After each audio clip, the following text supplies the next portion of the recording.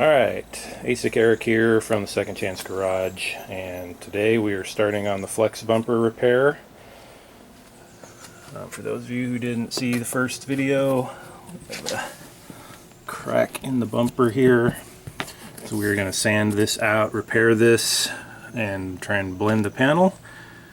So first order of business, we're going to wash this thing real good with soap and water before I take the bumper cover off the car. The car's a little bit dirty.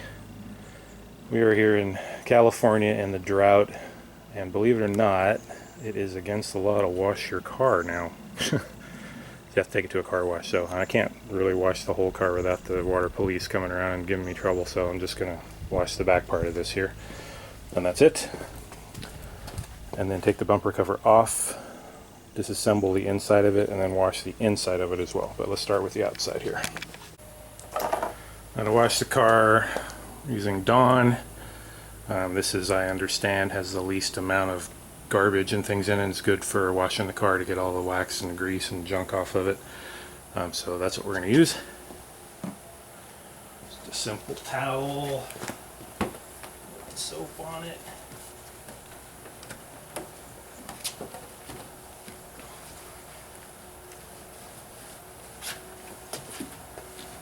Important that these things be as clean as possible. You don't want any dirt or anything, grease especially, getting into your paint while you're working on it. If all this stuff is still on there while you're sanding and working on it, you're grinding that stuff down into the surface, so get it as clean as you can to start with.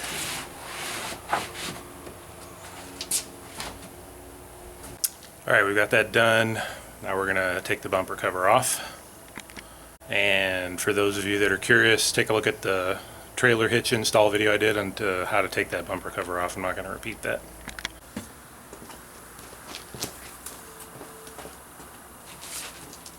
Alright, we got all the fasteners loosened. Good practice for everybody in case you didn't know. Stick everything in a Ziploc baggie. Close it up. In my case, I'm going to throw it inside the car. Taillights are off, everything's off, so it should just lift right off now.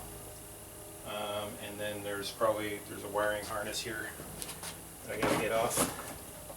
It's right here. There we go.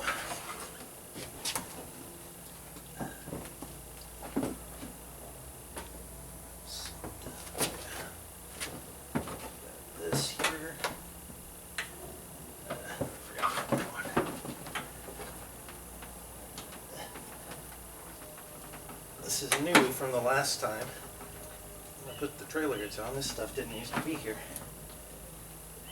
That's not going to be fun to get out of there.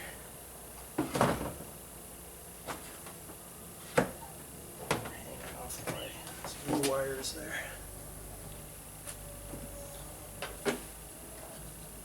This was a bear to get on last time.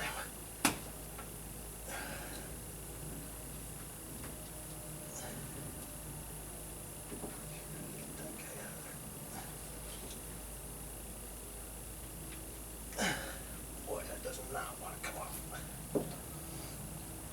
There we go. Alright. Got it. Okay, now that's off, you can see where that cut through the bumper came from. This guy right here. And good news, nothing in here looks damaged, everything looks solid, so bumper did its job. Bumper cover sacrificed his life for it. Let's see, cut through right here. So you don't even really have to do anything with the foam here. We'll try and, I don't know, put some epoxy or something on there maybe to close that up. Alright, so you can see how scuzzy the inside of this is now. So we've got to wash the inside, make sure all of this stuff is very clean. And then I have to figure out how to get this foam out of here. Don't know how to do that, but we'll figure that out, I guess. Alright, so let's get to work on that. Alright, so there's a few places on the bumper cover where you got these guys holding in the foam. So you can just stick a small screwdriver in there unless you have something with a square fitting like that, which I don't, but small screwdriver works. And they just come right out. So see, there's a few of those around here. Pop these out. I think there's 4. Let's see if there's any more. Of course, these things, there's always something that gets you. So in this one, these stupid license plate lights, I think, just did not want to come out of there. Of course, cut myself in the process of trying to get it out. Anyway, so I think that's those. This looks like this is pretty loose here. There's probably still some other stuff. I want to get this piece off of here too. And that looks like that's held in with these clips here. I'm quite sure how those work. Looks like those are just compressible, so get those going. Now these guys here, looks like you just give them a little squeeze with the pliers. Pop them on through.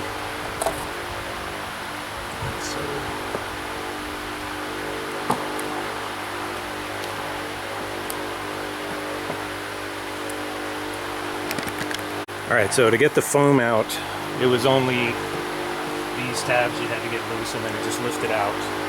So I'm just popping these out now to get that cover off.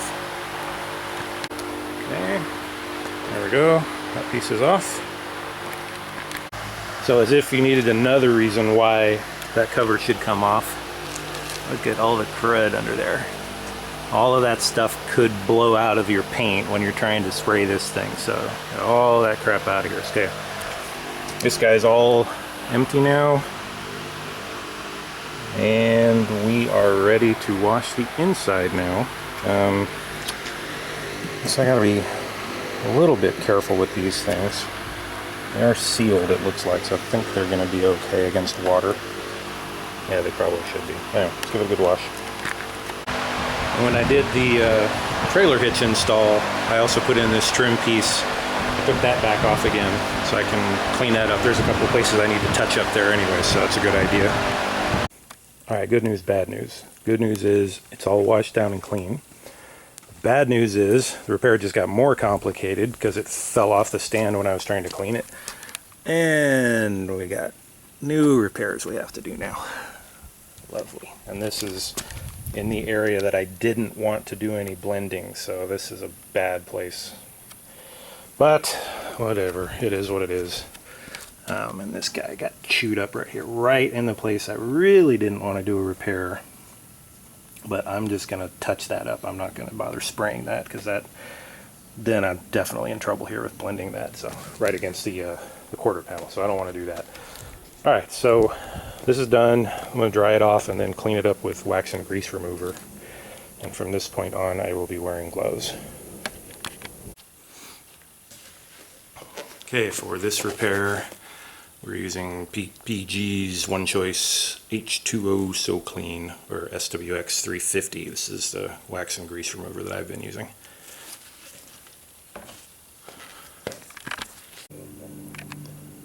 Alright, she's all done.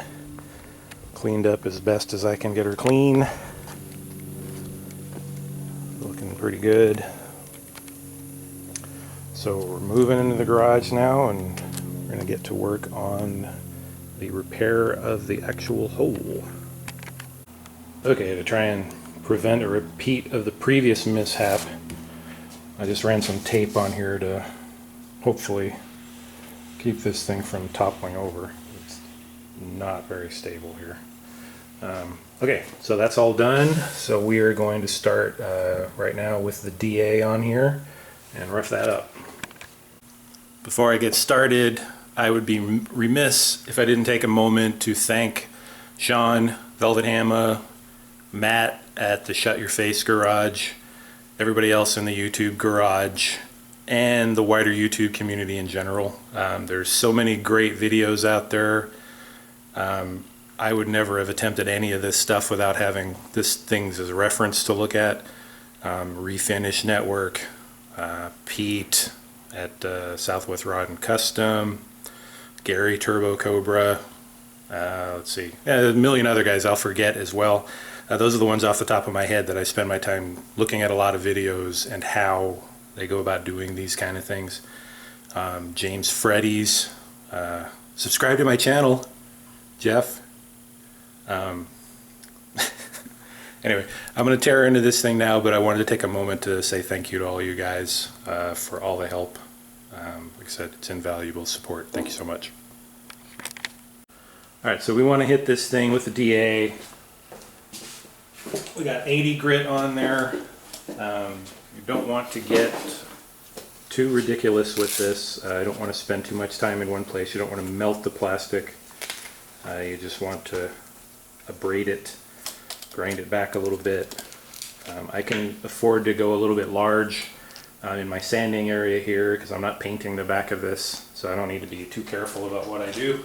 But we just want to kind of grind this back.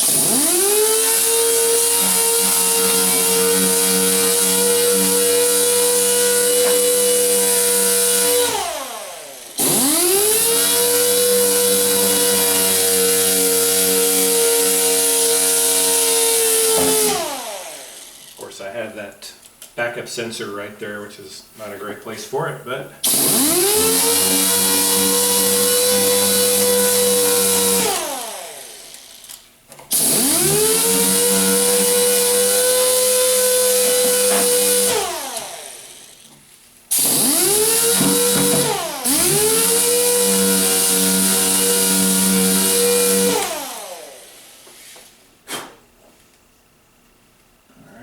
that's pretty good. Again, I don't want to get too crazy with it. We don't want to melt anything down there.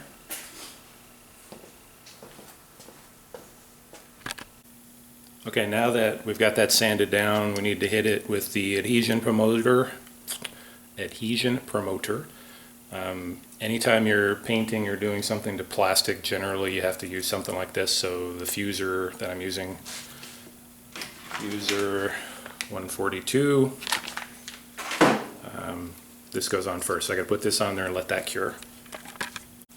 Okay, while that's going, we'll get our Fusor 142 ready to go. Never used this stuff before, so educational experience. So for those of you who buy this stuff, it came with 3 tips. I didn't know if it came with any mixing tips, so I bought more, so now I have a ton of extra mixing tips that I don't need. But anyway, that's that. Let me get a mixing board here.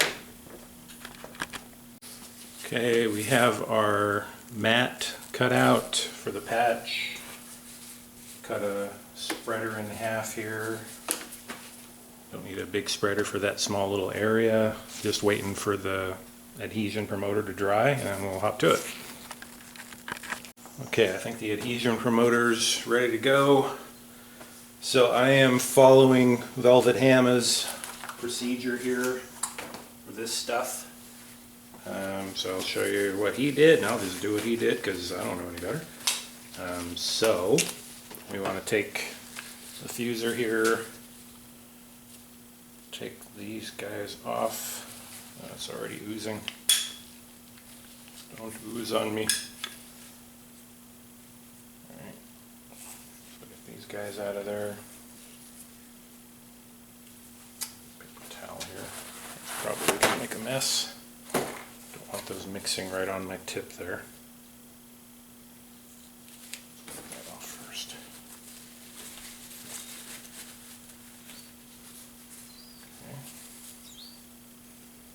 Second half out of there.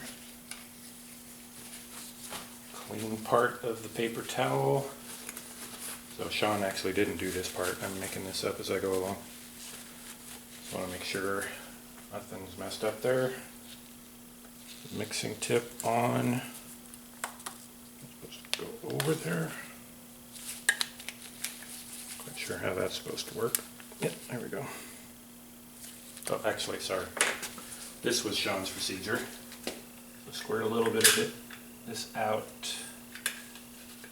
to make sure both of them are coming out, like so.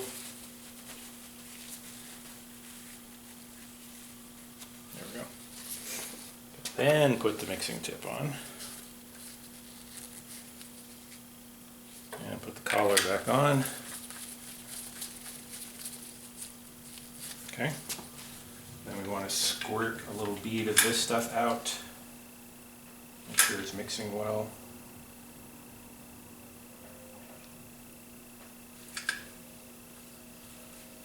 Looks good. Wow, that thing's tough. Okay, and we're ready to go hit it.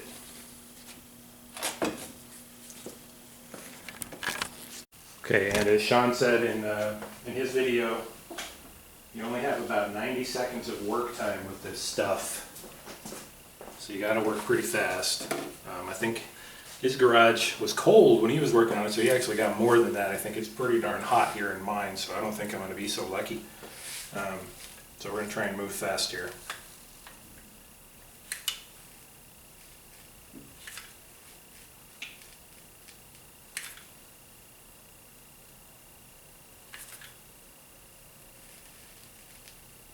Bead right down the center of that guy. Okay. Park that. And let's get busy. Spreading around here.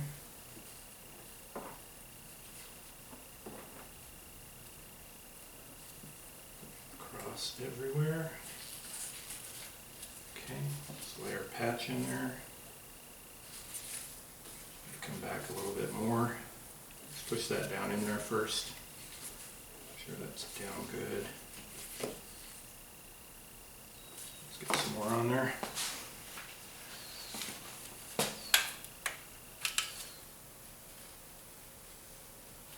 And as Sean said, oh man, that thing's tight.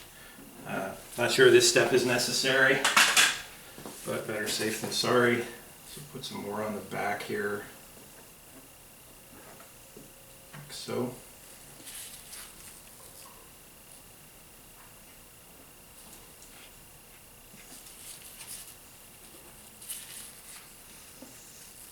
And we're going to call that done.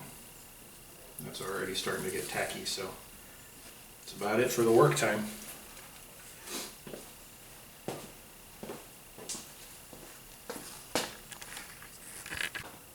Okay, now as far as the back side is concerned, that's it, it's done. There's not really anything else. It's pretty cured up already. There's not really anything else to be done there. So that's finished. So we're going to flip it over and start looking at the other side now. Alright, now same procedure. We're going to go after this with 80 grit, but I'm going to cover up the ultrasonic sensors first. Alright, so I just covered all these guys up with a piece of masking tape. Then I'm going to go around it on the edge there with the razor blade.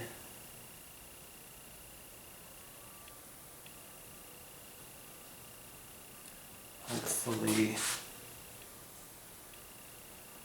get a clean cut.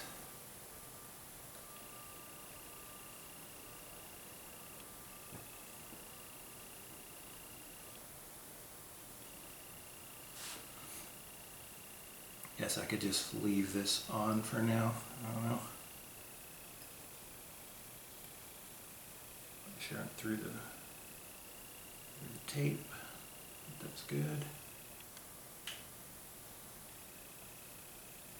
That's a little tight right there. There we go.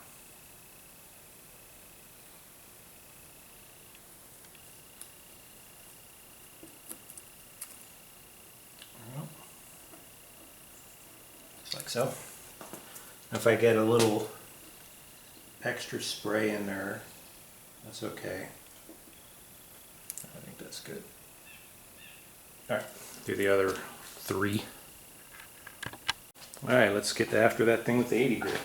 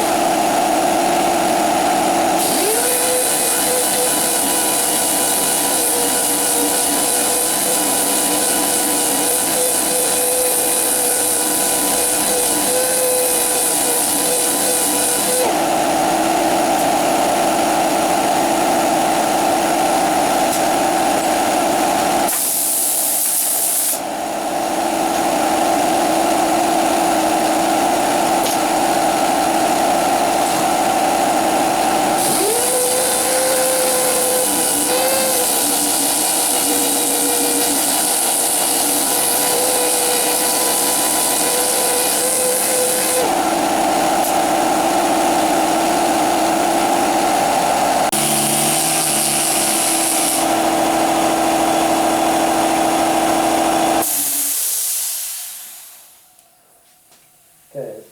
So what's going on here is there's a high spot here. You can see, I think, yeah, the stripe in the middle, that's the repair that we put in. So that thing's high, so I'm scooping this down a little bit right here. We've got 80 grit on the roll lock here. I'm just going real gentle with that. So I'm just going to scoop this a little bit, then I'll get back to it with the DA.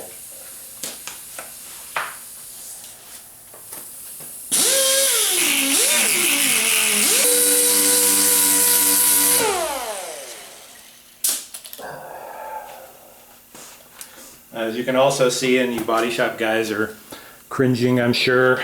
I should have taped this off right here. So I hit that with the DA and scuffed that, so now I've got to fix that too. Good times, good times. Alright, let's blow this off.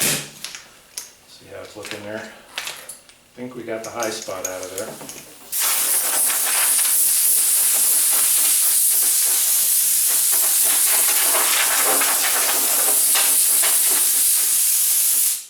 Alright, I think we're good there. I'm not entirely sure, but I think so. So we're going to go ahead and put the adhesion promoter on there and get ready for the fuser.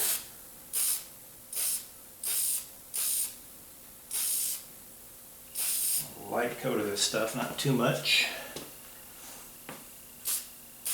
There we go. That's it. We'll let that set up. Alright, now while all of that is going on, as I'm going through this process of waiting for cure times and flash times and things like that, I'm going to be starting work on my spray booth. I was originally just going to shoot this here in the garage and not really do anything in particular, but given that it's white tri-coat, I really think I need to take some precautions to try and get as much dust out of here as possible. So I had originally thought of an idea pretty similar to what Tom Noble did in his garage, so I'm just going to build a similar equivalent thing here. Main garage doors over there, I'll put the little divider panel there with a couple of fans in it, and then over in the side door over here, for now I'm just going to put filters there, no fan. I may add a fan later there, I don't know. But so while all this is going on, I'm going to be out on the driveway doing construction as well. Okay, that's all set up. So we're going to hit the Fusor on here now.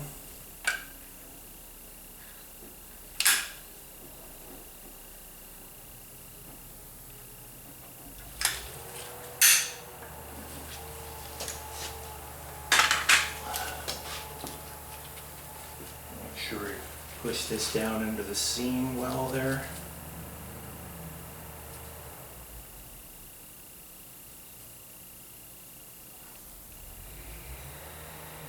Go out to the edge of the plastic and beyond. Smooth this out as best I can here. I don't have a lot of work time with this stuff.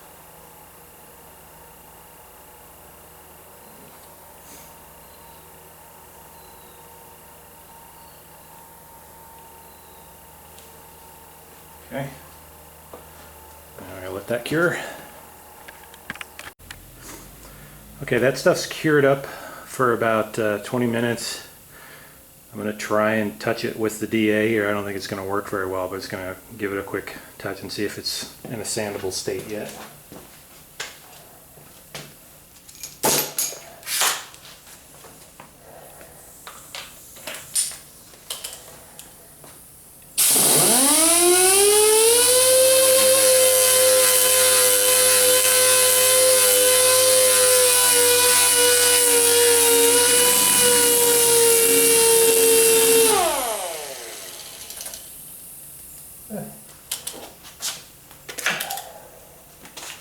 It's actually sanding okay.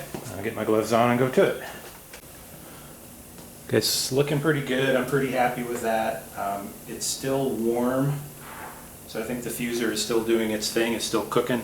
So I'm gonna let that sit for a little while. I'll go work on the woodwork while I'm waiting, and then I'll put some filler over the top of that. Okay, I think that is done and ready to go. We're going to put some of this on here, flexible glazing putty, to fill up any little voids there and things, and see how that goes. Alright, have our glazing putty mixed up here. It's really watery. Wow. Really watery.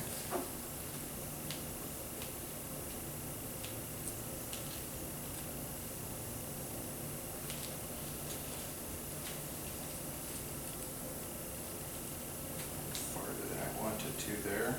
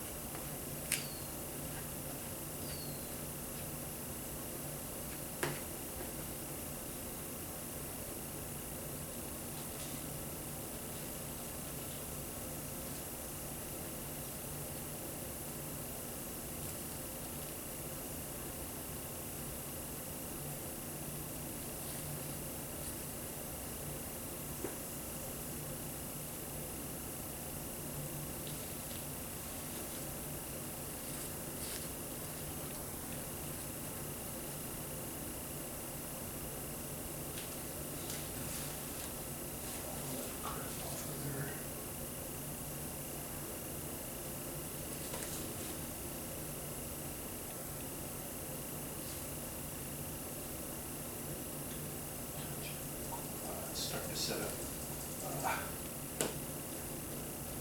Left it alone. Yeah, hopefully that's okay. That's up in the corner there. Probably put a little too much hardener in that. That set up really fast. But it's alright, let's go ahead and let that cure up. Alright, there's the rough mock-up for the airframe there. I'm going to put some more supports in here, one in the middle there, and then the idea is you set the door down, the garage door on top of this, and that'll hold it in place. And all the openings you see are going to be sealed up with plastic, and there you go. That will be pulling air out of the garage, and as I said, on the door on the side of the garage will be the inlet, and I'll have the air filters there. There's going to be filters on the front of these fans too. But anyway, that's that. Alright, that project is done. Seems to be working fine. I still have to build the other half, which is just the filters. Turn this off here. Is it overkill? Probably. I sealed up all the tape edges and everything. I still have to put the filters on the front of these. But that's pretty good, pretty happy with that. I have to see if I can clean up enough room in here to be able to slide this thing out of the way here. It's going to be kind of a pain. I have to move a lot of stuff, but because I don't really have a good place to put this, I guess I could slide it that way for now. Maybe I'll just do that. Okay.